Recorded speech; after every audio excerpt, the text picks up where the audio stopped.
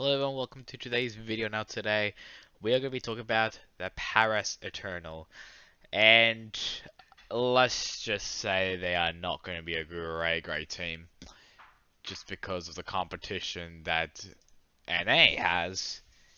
They just don't look that good, which is really sad to say, but it's kind of true. So anyway, so just go on with the DPS play. So we got I think it's Naga, I think is how you say it, or yeah, it's Naga, yeah. It's probably wrong, but I don't really want to say because it sounds like something else. Only God and Suna.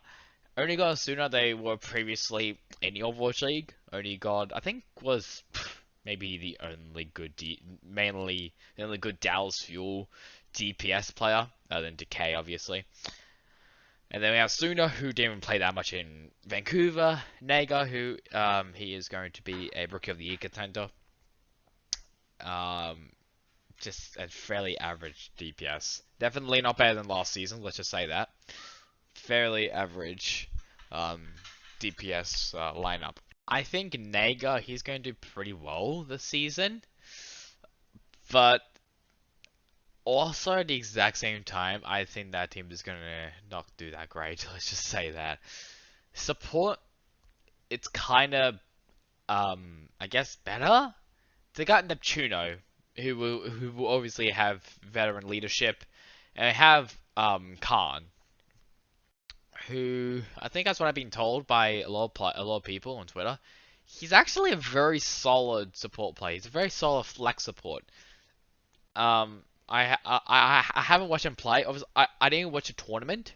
Maybe I'll probably maybe do an analyze of the tournament. Maybe I don't know though, and I'll have a look of how well they go. But that the roster doesn't. But it's gonna be it's gonna be very difficult to even say anything good about this roster other than Neptuno and Only God. But yeah. Tank, we got Elivote and Don. Elivote formerly from the Washington Justice. Don, he's also going to be a Rookie of the Year contender with Khan and Naga. Oh, that's going to be a very rocky, just roster as a whole. Just because I just don't fully trust this roster yet. Just something about this roster just doesn't look that good. It just doesn't look this good.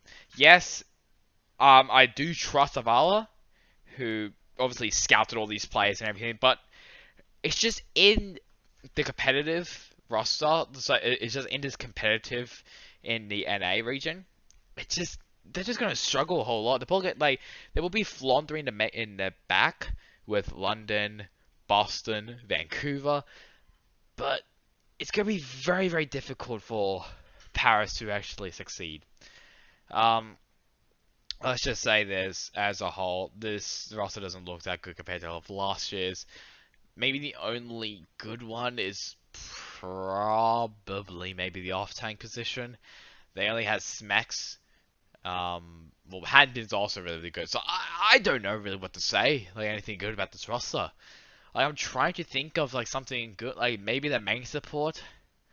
Maybe even the flexible, maybe just the supports in general. I just think they didn't really do that well other than Fielder and Gray. So maybe the support of maybe an upgrade or maybe the same, but definitely the rest of the roles are a downgrade compared to last year. They will be versus Vancouver Titans first, so that's probably going to be the new Boston versus Houston match as was last year. I still have memories of that. Weird time. Now we'll move on to the coaches, and they have two: Getamaze and JMac. Getamaze, he was formerly a coach, I think, for HSL Esports, if I remember correctly. I think he was also a coach formerly from Eagle Gaming, which was a very popular French EU team in contenders back in like 2017, 2016, or 2017, 2018, when it was actually a good game. Obviously they disbanded, and now we have again Mace finally in the Overwatch League. I'm very happy about that. But JMax now back in the Overwatch League as an assistant coach. Now I think Paris was very impressed of how like analytic and how like just just how good of a coach J-Mac is, which is great to hear. I'm glad that J-Mac has now found a new job in the roster, well, in the Overwatch League. But I definitely trust J-Mac and get amazed. I just don't know about this roster. Just this roster, it just doesn't look that good, and it can kind of be told by most of the people, because they also don't think Paris is not going to do that well.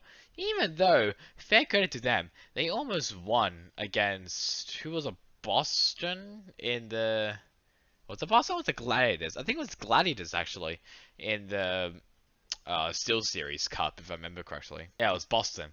So it's 3-2. However, that still doesn't really change that they're going to do well. They are definitely very close to them. Maybe London may surprise me, but I don't know. I'm gonna try and like maybe watch the clips. Maybe they just don't care. I have no clue, but just this roster. Oh, that roster. This roster does not look too good. So let's go to the power ranking, shall we? Here is Paris. Cool. We got that out of the way. Amazing. Okay. Let me just do this as well. I'm trying to remember. Whatever.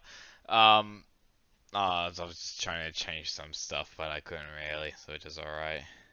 Just do that, I guess. Okay. So yeah, putting Paris down in last place. I don't expect a lot from Paris. If they do get, let's just say 10 wins, I'll be very, very surprised. I'll call that maybe a successful year, but just this roster doesn't look too good. And you already know where I'm going to place in my actual power rankings. I'm putting them 19th place.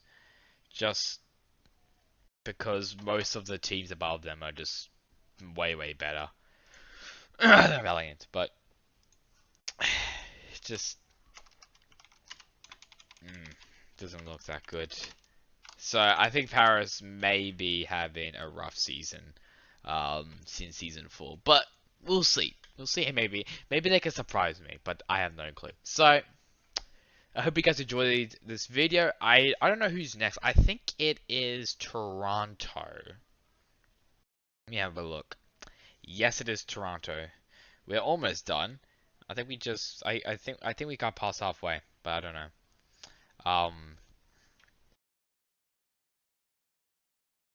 But we just have to wait and see really how they go. I just don't trust this roster this much. So anyways, I hope you guys enjoyed the video. Catch you guys on next time in the next one, which will be the Toronto Defiant. Goodbye.